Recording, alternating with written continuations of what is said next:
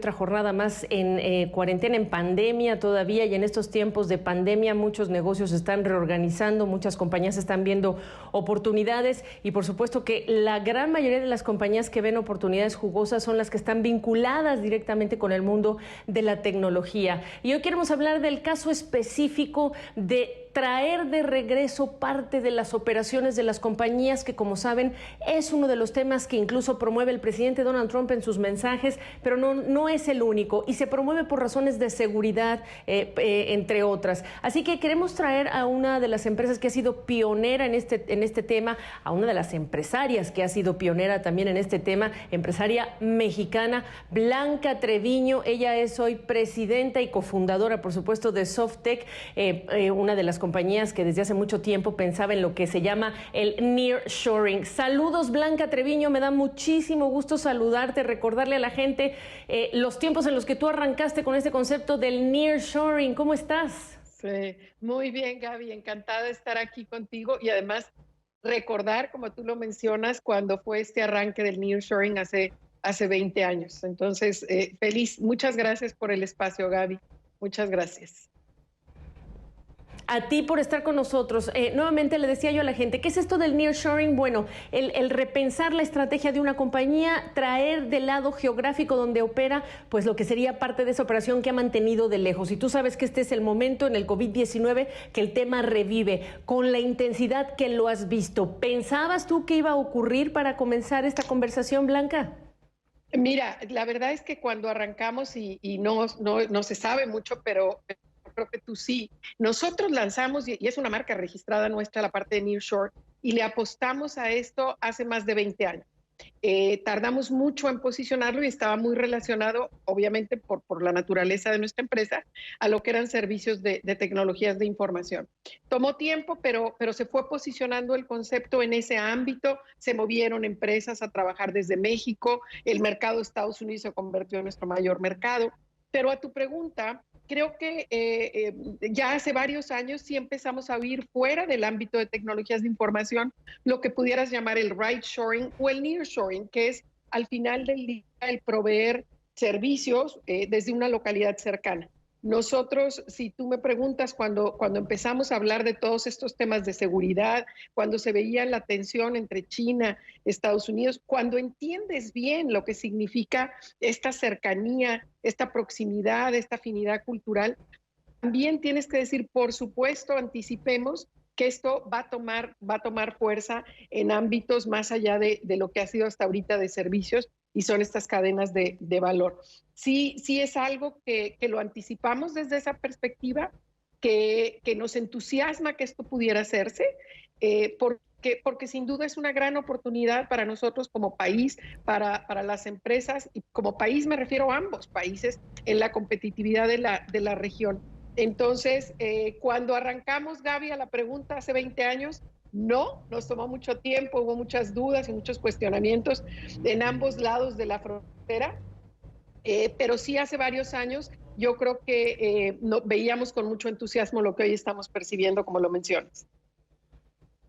Porque además, haciendo memoria rápidamente, cuando ustedes hablan del nearshoring, eran los tiempos también del offshoring, y de la India trabajando este tema del offshoring, pues como meta de todo un país, promovido por autoridades de la India para que las empresas reubicaran parte de su operación en aquella geografía y también en China y en Asia. Así que en esos tiempos tenías una enorme competencia. Ahora, dime, o más bien había una enorme competencia por este tema del offshore cuando ustedes hablaban del nearshore.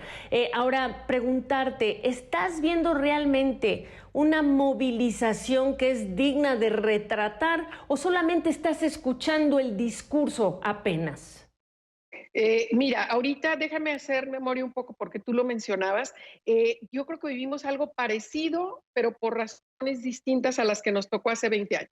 Tú lo mencionabas y competíamos cuando llevamos la propuesta de Nearshore, los motivos eran parecidos a los que vemos hoy. Veíamos en el modelo de offshore, o en este caso, si lo traigo a este momento, vemos a un China donde ha tomado una preponderancia muy importante en la proveeduría. En aquella época veíamos el rol de India proveyendo servicios desde allá y nosotros dijimos, busquemos esas deficiencias que tiene el modelo offshore y de alguna manera si las atendemos vía una propuesta como Nearshore, debemos ser efectivos.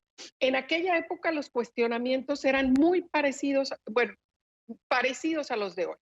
Volteaban a ver a México, nos decían, oye, tu propuesta se escucha bien, pero déjame entender más porque todavía tengo dudas en aquel momento de lo que tenía que ver con tecnología, tengo dudas si debo o no apostarle a México, o si ya entiendo tan bien lo de India, que aunque no me sea tan conveniente, y quiero usar la palabra conveniente, encuentro muchas cosas en la India que me gustan. Y hablaban de certeza en el talento, en una serie de cosas.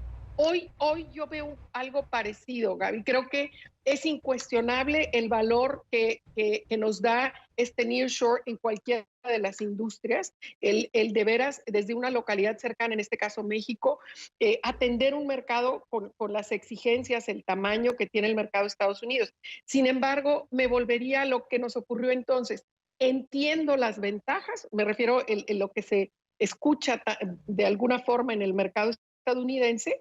Oye, entiendo las ventajas que me da México, entiendo que el tratado que firmamos nos cubre y es un paraguas muy importante, es decir, ya no nomás veo todos los beneficios de esta cercanía, uso horario, tratado, esta afinidad cultural, pero en este vuelvo, quizás por razones distintas, a cuestionarme si no debe ser más allá que conveniente. O sea, cuando hablo de que entiendo las ventajas, hablo de que entiendo la conveniencia de usarlo.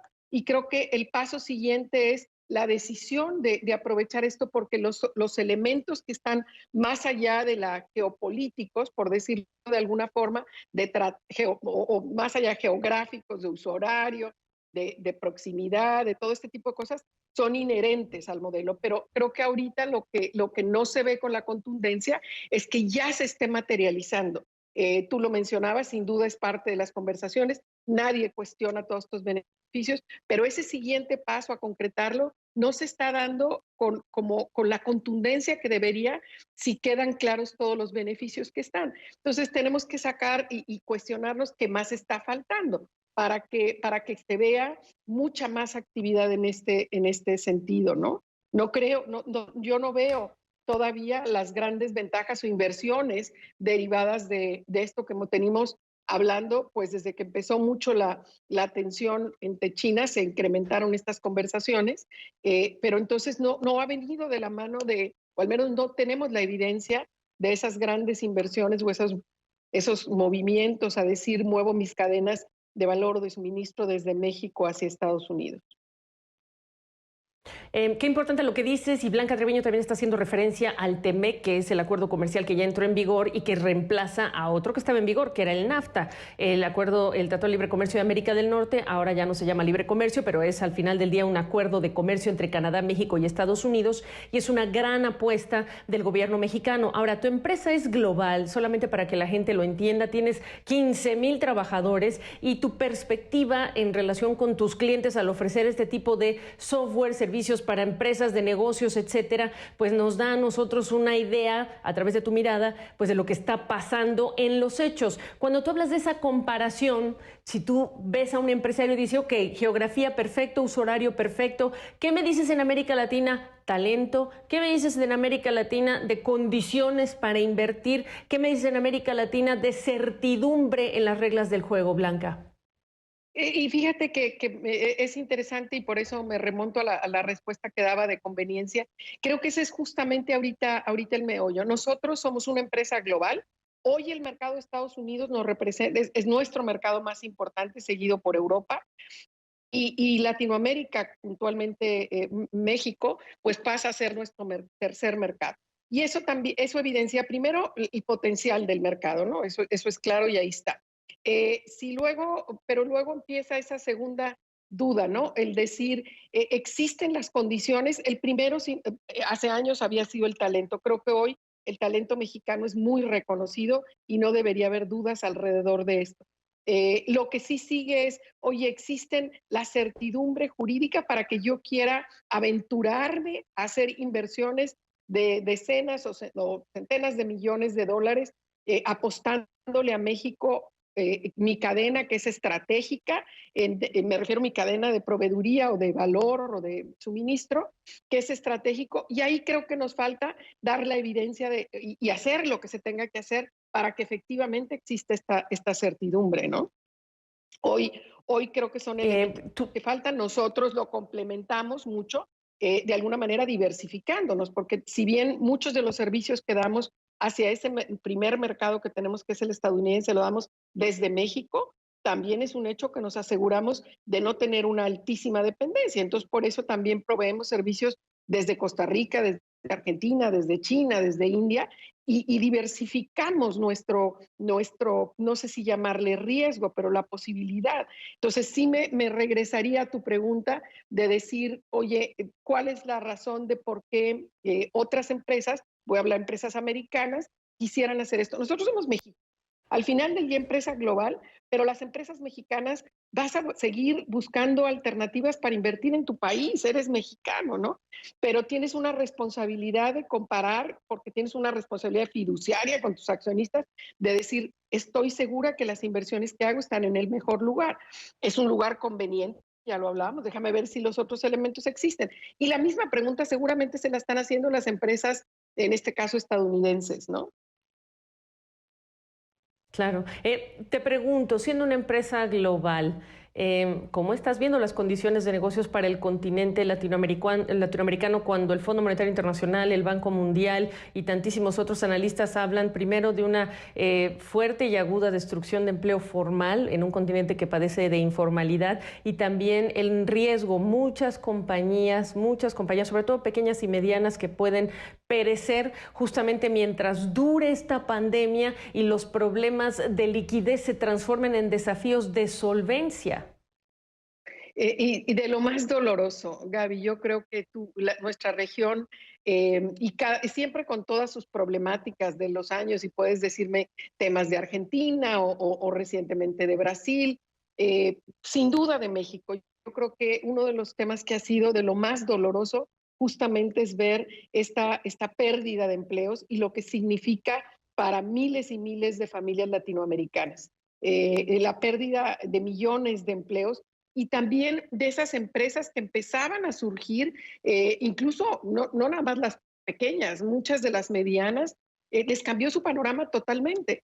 A diferencia de otros países, creo que en México y en Latinoamérica como región, pero voy a hablar bueno, de toda Latinoamérica, no se han dado los apoyos necesarios, me parece, para proteger esto. Y no quiero poner razones porque no me corresponde, pero la evidencia es esa, ¿no? No ha habido la claridad en decir, debo apoyar empresas que me generan empleos, más que ir a dar apoyos de alguna forma directos. La persona quiere trabajo, es digno tener un trabajo, más que el que manden ahí un apoyito, algo ahí. Entonces, me parece que esta sensibilidad de decir el impacto que tendrá el no haber encontrado o proveído los incentivos que eran necesarios para conservar ese empleo, para ayudar a que esa empresa no desaparecería, porque tú mencionas un punto importante, es diferente liquidez de solvencia. Ahorita están viviendo un problema de liquidez que los va a llevar a ese problema de solvencia y a cerrar y por ende a no reactivar empleos. Tenemos, y tú lo mencionas, además, pues un porcentaje altísimo de empleo informal que sin duda está sufriendo y yo no quiero imaginarme el dolor en esas familias, el dolor de un trabajo de años de los empresarios pequeños, medianos y quizás algunos casos grandes, eh, pero sí es doloroso, a pesar, Gaby, de que yo sí veo en general en la sociedad, en el ámbito empresarial, una solidaridad. Para mí ha sido positivo el ver cómo hay una participación más activa de empresarios en querer decir cómo te ayudo, seguramente escuchaste un acuerdo que firmamos, voy a hablar en este caso en México, con el BID, donde nos ayuda o apoya a que aquellos proveedores nuestros más pequeños de las grandes empresas mexicanas tengan acceso a financiamiento para que de alguna manera su liquidez no se viera tan impactada. Y es algo que de alguna forma está haciéndose en colaboración con el mundo, con el ámbito empresarial. Y lo mismo te puedes ir a Argentina o te puedes ir a Brasil buscando, y son de alguna manera empresarios que están tomando un liderazgo en ayudar a que se pueda mantener de alguna manera con esta capa de empresarios medianos. Ves a muchas empresas, espero nos vean, buscando cómo cuidar los empleos de nuestra gente, reconociendo lo importante que son esos empleos. Entonces, por un lado veo el dolor enorme de no ver la sensibilidad y la contundencia o lo que se requiere de incentivos para proteger el empleo y lo que significa proteger la empresa que genera esos empleos, pero por otro lado reconozco cómo hay un liderazgo muy claro empresarial en todo lo que tiene que ver con conservarlo, y lo ves en mayor o menor escala en Colombia, en Argentina, en Brasil, buscando cómo lograr esto y poder no tener lo que ya se identifica, y tú lo mencionabas, el Fondo Monetario Internacional, de lo que se espera, de lo que será este impacto impresionante, ¿no? Impresionante. Eh, Blanca Treviño nos habla también en su condición hoy día de vicepresidenta del Consejo Mexicano de Negocios. Por cierto, ella fue presidenta del Consejo Mexicano de Negocios cuando se llamaba de Hombres de Negocios, y afortunadamente se infirió o se dedujo o finalmente tuvo lógica que no se podía llamar de hombres y negocios, sino se decía de mujeres también. Entonces se le retiró el término de hombres para que se entienda también que hay empresarias exitosísimas mexicanas, y Blanca, por supuesto, que es una de ellas. Ya que estamos hablando del tema, dime cómo ha sido gestionar. Dime. Primero, no he sido presidenta del Consejo, porque ahorita mencionaste, fue presidenta. Vicepresidenta. No, sí, nunca fui presidenta. Fui la primera mujer en entrar y me siento agradecida y privilegiada de que me hayan incluido, eso sin duda. Pero es que creo que dijiste, fue presidenta también. No, soy vicepresidenta. Sí, lo dije. Y de nuevo, agradecida y de lo que ha sido el privilegio de que me incluyan en ese grupo. Y bueno, mencionan tanto el que fui la primera mujer y que le cambiaron el nombre, pero yo responsabilizo del cambio del nombre a quien tomó la decisión de invitarme, no a yo por haber entrado. Perdóname la interrupción, Gaby, no va a ser una aclaración para que no vaya a haber malentendido. Sí. Valga la aclaración, y yo sí dije erróneamente, sí, que había sido presidenta, no, pero al final del día se te invitó y al final del día sí le retiraron, que eso es lo que importa, que ya ese Consejo Mexicano es de negocios y no solamente de hombres de negocios. Te escucho, Blanca. Correcto. Me hacías la pregunta, repítemela, Gaby, porque por hacer la aclaración me olvidé de la pregunta que me hiciste, que cómo veíamos el entorno. No te preocupes. ¿Cómo ves como mujer? ¿Qué significa en este momento la gestión de una empresa en tiempos de pandemia? ¿Qué lecciones has aprendido que quieras compartir? Mira, déjame decirte primero desde el liderazgo de la empresa. Hay grandes líderes como en toda crisis, es donde notas más esta capacidad eventualmente de un líder. No sé si escuchaste, seguramente sí, la intervención de Michelle Obama en la Convención Demócrata, y ella hablaba un poco en este sentido, el cómo se refleja un líder. Ella lo usaba en un entorno diferente, hablando del presidente Trump, pero déjame tomar tu pregunta donde hablas de liderazgo de mujeres en una época como la que vivimos. Creo que lo que hay hoy es una clara evidencia de la necesidad de dos aspectos que me parecen fundamentales. Uno ha sido yo le quiero llamar empatía, y lo he estado hablando en diferentes foros, ciertamente en mensajes internos, y me encantó cuando se lo escuché entonces también a Michelle Obama, porque dije, bueno, hablo de esto desde hace tanto tiempo, pero creo que esta capacidad, sin quitársela a ningún hombre, pero ciertamente creo que las mujeres tenemos mucho más claridad en lo que significa ponerte en los zapatos del otro, entender las implicaciones de toda esta crisis y cómo se va desdoblando una crisis primero de salud, y viene a la económica, y viene a la de seguridad, y viene a la familia. Entonces, primero, si lo hablo como mujer, desde la posibilidad de liderazgo, voy a hablar de empatía y voy a hablar de resiliencia, de una capacidad de decir, me tengo que adaptar a lo que me toca. Como mujer lo vivimos todos los días, Gaby, tú, yo, irte adaptando a los retos que se te van poniendo para poder balancear una vida. una vida profesional y familiar. Veo también el poder tener una comunicación mucho más cercana, mucho más, déjame usar la palabra, cálida, para poderlo hacer. Pero si me voy fuera de la gestión, déjame irme ahora sí a lo que viven algunas mujeres, quizás no tú, quizás no yo, pero algunas mujeres donde estaban a mitad de su carrera profesional, donde parecería que al inicio, al decir, bueno, van a poder estar trabajando desde casa, esto parecería inicialmente una buena noticia porque podrías haber dicho, bueno, van a poder manejar mejor su situación familiar profesional porque van a estar haciéndolo desde casa.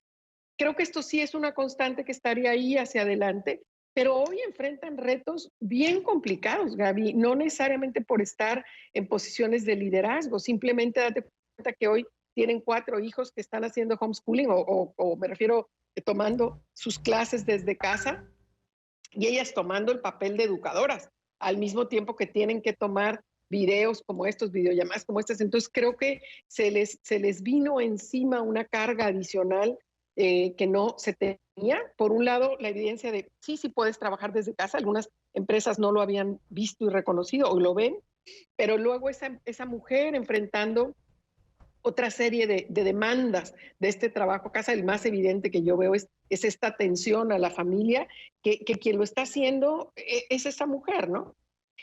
Donde esto les ha, yo creo que ha habido un impacto importante en el desempeño que eventualmente puedan tener y que yo estoy segura que vuelvo a la resiliencia en que encontraremos cómo manejarlo.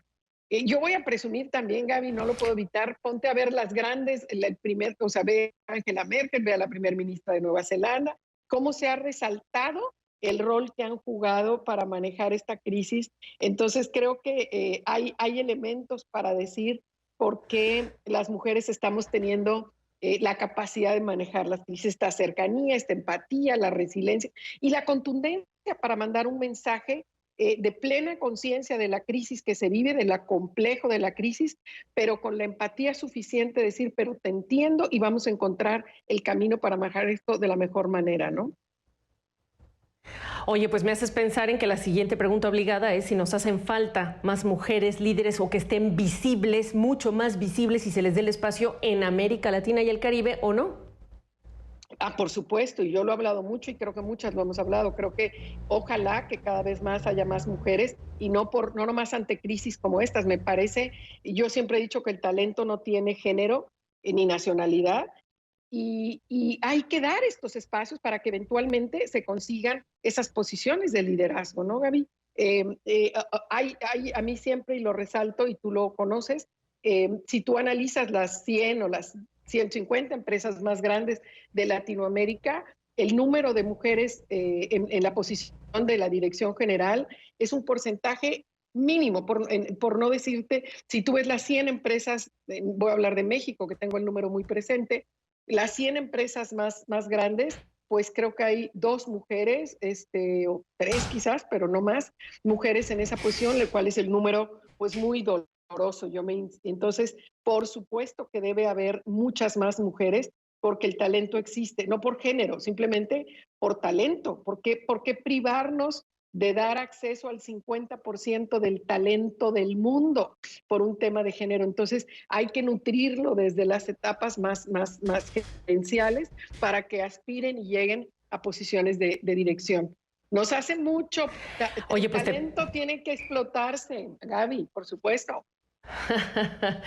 Oye, no, es que te quería decir que nada más para perspectiva, ¿no? El número de presidentas ejecutivas en la lista de las Fortune 500, 38, y estamos marcando récord, o sea que esto no es exclusivo de América Latina. Oye, y hablando de revista Fortune y de Estados Unidos, ¿le hace bien a tu compañía o cómo ves el escenario electoral? ¿Cambia en algo en términos de oportunidades de negocios para ti que gane la reelección el presidente Trump o que gane Joe Biden la presidencia en función de las políticas de negocios? ¿Cómo lo estás viendo? Mira, yo te mencionaba hace un rato que el mercado de Estados Unidos es el mercado más importante para nosotros, entonces de manera natural ese panorama político, esas decisiones que se tomen eventualmente, sin lugar a dudas tiene un impacto para nosotros. Voy a empezar desde la parte, y mira que no soy feminista, pero como el tema era de género, me encantó que escogieran a Kamala para vicepresidenta en esta fórmula con Biden. Pero eso es aparte, eso es por reconocer el talento de Kamala. Eso me parece importante. Y yo creo que sí sigue este tema, sin duda, y que nos afectará. Puedes verlo positiva o negativamente, y pudiéramos entrar en ello. Lo que siga, ¿no? El cómo se maneje la elección, el cómo se respete la elección, ya está siendo muy, trae todo el ruido atrás de las interpretaciones que se dan. Son campañas a veces por el lado del presidente Trump muy, muy viscerales, de mucho ataque. Esperemos que realmente se pueda llegar a una decisión que sea clara y evidente en lo que se decide y lo que se toma. Y creo que ambos presidentes, aún con sus diferencias, me parece que si hubiera, por ejemplo, un cambio a que fuera en este caso Joe Biden el presidente, él también en su historia ha sido alguien que ha apoyado en su momento el tratado, ¿no? No el nuevo tratado, pero me refiero Sí. a buscado esta relación bilateral. Entonces, yo quisiera suponer que esto no va a cambiar de una manera importante. Quiero pensar que ambos tienen muy claro los enormes beneficios que tiene este trabajo entre ambos países, ¿no? Pero el impacto sin duda está ahí, es nuestro mayor mercado, entonces las decisiones nos impactan. Yo le apuesto a que, por un lado, se reconoce que siendo nosotros una empresa de talento, pero industria de talento donde esto siga y siendo necesario, pero más importante que eso, la claridad que existe de cómo somos una región más competitiva cuando trabajamos en conjunto, y creo que esto lo tienen claro ambos presidentes, ¿no? Biden me parece con mucho mayor respeto y el presidente Trump, porque a lo mejor así lo ve y así le ha funcionado, en ocasiones siendo mucho más duro en la forma en que nos percibe, dependiendo de la época en la que esté, ¿no? Y el momento que esté viviendo, ¿no? Cómo nos percibe a los mexicanos. Bueno, vamos cerrando esta conversación con Blanca Treviño, cofundadora y presidenta de Softec, pero para preguntarte, ya que estamos ahí, cerremos este tema. ¿Crees que entienden y el presidente Trump funciona en su discurso porque hay quienes creen lo que ve el presidente Trump, me refiero a sus seguidores?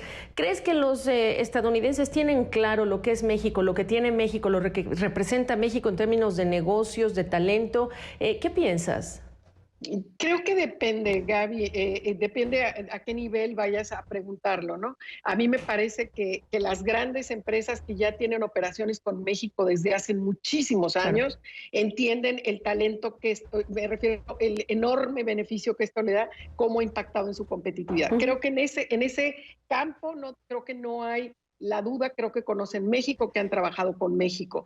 Quizás en la parte más de ese colaborador, ese empleado, que en ocasiones pueda sentir que algún trabajo que él pudo haber aspirado, se lo quitó México, esos seguidores, como mencionadas, que compran un discurso, no terminan de entender que no es así. Quizás algunos de esos trabajos se perdieron por la robotización, no por México. Entonces creo que hay un ámbito en lo que pudiera responder, no terminan de conocer a México en dos sentidos, o quizás en alguno en terminar de entender los beneficios de México, o en otros en culpar a México de algunas de las cosas que están pasando. Y luego diría que al mexicano que vive en Estados Unidos también cómo se le percibe el tipo de cosas que puede hacer. Creo que por muchos años a México se le vio como un proveedor, indebidamente, como un proveedor donde el valor que daba era meramente una mano de obra barata, y cada vez más creo que hay un reconocimiento, al menos en esa capa alta, donde el talento existe, incluso existe en Estados Unidos, pero el talento lo tenemos y damos mucho más valor que meramente una mano de obra barata. Industrias como la nuestra, pues tengo que resaltarlo. Cuando hablamos de automotrices, Gaby, se va a evidenciar más. Hemos estado hablando de los cruces en la frontera y las autopartes, pero tú abres el cofre de un Tesla, son computadoras. Entonces, cada vez más se va a resaltar, y yo estoy segura que México va a estar a la altura de poder decir el rol que juega esta parte de tecnología y por ende el talento que se requiere, la innovación que se requiere, y me espero y confío que también esto se vaya permeando, porque no podría generalizar diciendo que se entiende esto en Estados Unidos, no lo podría contundentemente decir. Tenemos que evidenciar que en lo que tiene que ver con innovación, con tecnología, con cómo se mueven y lo estratégico que son para los negocios esto, sea cada vez más claro, ¿no? Todos traen el reto de la transformación digital. México tiene que sumarse a la transformación, a evidenciar que son temas que entendemos, que abrazamos, que empujamos y con los que iguales podemos colaborar con Estados Unidos para que este cuestionamiento o este duda no prevalezca o no siga, ¿no? Como tú mencionas las 4 Ts que a ti te gusta mencionar, te las dejo que las menciones, Blanca. Por favor, yo lo he comentado muchísimo, te lo dije hace un par de meses al presidente, ya sabes que en México el presidente trae mucho esto de la 4T, hablando de la cuarta transformación, y yo he mencionado en muchos foros, sin duda en una conversación con él, en que en México se nos reconoce mucho por turismo, por tequila, por tortillas, ahí tengo 3 Ts. Y yo le decía al presidente, agrégueme la 4T, promovamos también la tecnología, que así como hay un enorme reconocimiento a nuestro tequila, a nuestro turismo, obviamente que saben dónde nació la tortilla y lo deliciosa que es la tortilla, que promovamos la 4T, pero la 4T de tecnología en este ámbito de todo en lo que se le reconoce a México. Te diría incluso también, si quieres, me voy a la 5T, que fuera el talento mexicano, para que sigamos con las Ts, pero que haya más allá que lo que es turismo, tequila y tortilla y que nos vayamos al ámbito de tecnología. Y voy a agregar ahorita, no lo había hecho antes, la parte de talento, ¿no? Talento mexicano. Ahí están, 5 Ts mejor y sobre todo porque son tecnología y talento. Blanca Treviño, para cerrar, tú viajabas mucho porque tienes operaciones en todas partes, incluso en China. Y para cerrar yo quisiera preguntarte cómo viste, te tocó estar allá y ahora cómo piensas gestionar una empresa de este tamaño como es Softec, haciendo cultura, generando y promoviendo una cultura en esta nueva manera, que es muchos de tus empleados, me imagino, quedándose en casa. ¿Cuándo vas a regresarlos a las oficinas o se quedan en casa el resto del año? ¿Cómo se hace? ¿Y vas a viajar? ¿Ya te subirías a un avión ahora? No, mira, fíjate qué ironía. Efectivamente, yo viajo desde los últimos 25 años, quizás más, he viajado todas las semanas sin excepción, de verdad sin excepción. Quizás algunas de esas fue por vacaciones, pero yo siempre asumí y no me quejaba, lo sentía como parte de nuestro modelo de negocio, el que tenía que tener esta presencia con nuestra gente. Tú hablabas de cultura y a mí me gusta tener cercanía con nuestra gente, entonces pues viajaba o por temas de consejos que tengo en algún lugar, pero primordialmente, visitas de clientes, pero primordialmente para tener cercanía con nuestra cliente, con nuestra gente, y pensé que era el único modelo. Una de mis grandes inquietudes también, sin duda, tiene que ver si al no tener esta cercanía, cómo seguir permeando la cultura, porque podemos tener este tipo de conversaciones, las tenemos, las comunicaciones, el estar manteniendo la continuidad operativa, lo podemos tener, pero al asegurar este engagement con nuestra gente, este sentido de pertenencia, de orgullo, independientemente que esos 15,000 colaboradores, y ahorita lo preguntabas, pues al menos el 98, 99% trabajan desde casa, los movimos a trabajar desde casa mucho antes que los gobiernos lo pidieran o lo solicitaran, muy contentos de que entonces el nivel de contagios ha sido mínimo, que pudimos cuidar y darle prioridad a su salud. Después que pudimos mantener la continuidad operativa sin que hubiera ningún tipo de disrupción para nuestros clientes. Para mí, fíjate la ironía, lo iba a decir hace un momento, yo estuve la tercera semana de enero en China, cuando empezaban a hablar de esto, pero todavía no era tan crítico. La cuarta semana de enero me fui a Brasil y la primera de febrero me fui a India. Estuve, y en todos casos regresé a través de Estados Unidos. Nunca hubo el cuestionamiento, oye, ¿vienes de China? ¿Habrá algo? Todavía no se escuchaba con la seriedad que luego tomó.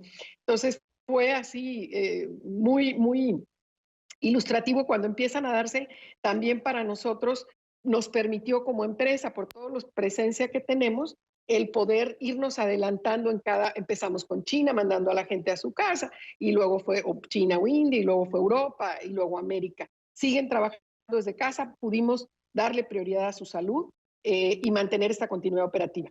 Volveré a viajar, quizás no con la frecuencia que antes lo hacía, podemos decir que podemos gestionar quizás una empresa aprovechando la tecnología. Pero yo siempre voy a seguir apostándole, al menos en una empresa como la nuestra, donde nuestra cultura es tan importante, que la cercanía juega un papel importantísimo, que si yo hablo de una cultura muy incluyente, muy abierta, tengo que evidenciarlo cuando llego a India y les digo, no, yo no te saludo de mano así, a mí me gusta saludar de beso, no es sexual harassment, no es ese, son la forma que quiero mostrarte la cercanía que tengo contigo. Creo que no voy a tener esa oportunidad, Gaby, no me imagino tomando un vuelo de 12 horas con el tapabocas, eh, pero espero que sí podamos encontrar formas de poder mantener esa cercanía y si no todas las semanas, cuando las condiciones existan, poder tener la posibilidad de seguir generando y permeando esta cultura. La gestión, la continuidad operativa, creo que ha sido muy claro en los meses cómo la hemos podido mantener, pero el lograr este sentido de pertenencia y de orgullo es un gran reto de buscar nuevos mecanismos para hacerlo. Entonces, bueno, a lo mejor me gusta ya no viajar tanto, Ya. a veces el riesgo, yo ya ni me quejaba, lo veía como algo que incluso disfrutaba por estar con la gente, pero también disfruto, no creas, no lo había vivido hace 25 años, estar tanto tiempo en mi casa, ¿no? En familia, y lo disfruto enormemente también, Gaby. Claro que sí. Bueno, pues esta manera de cambiar nuestra vida y ha sido a fuerza y ahora nos estamos deleitando de estas nuevas experiencias. Blanca, no sabes cómo te agradezco este contacto, el haber podido platicar contigo y espero que esta sea la primera de muchas otra vez oportunidades para saber cómo va el negocio, cómo va este tema de la cultura, Por cómo se gestiona en una supuesto. pandemia y por supuesto cómo van esas 5 T's que quieres promover en México. Espero que así sea. Yo, como siempre, te agradezco porque me encanta platicar contigo. Lo dijiste y lo reitero ahorita, para nosotros somos toda una industria privilegiada, entonces el negocio va muy bien.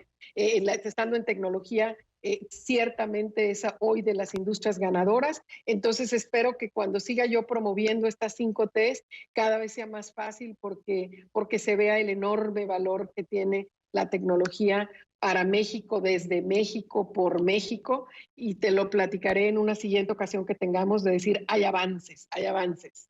Gracias, Gaby, como siempre, un gusto ¿Qué haces? y la visibilidad que estás dando a lo que ocurre en nuestra región siempre se agradece. Creo que es muy valioso que se entienda y se conozca. Muchas gracias, Gaby. Un abrazo a la distancia. Blanca Treviño para ustedes, presidente, cofundadora de Softec.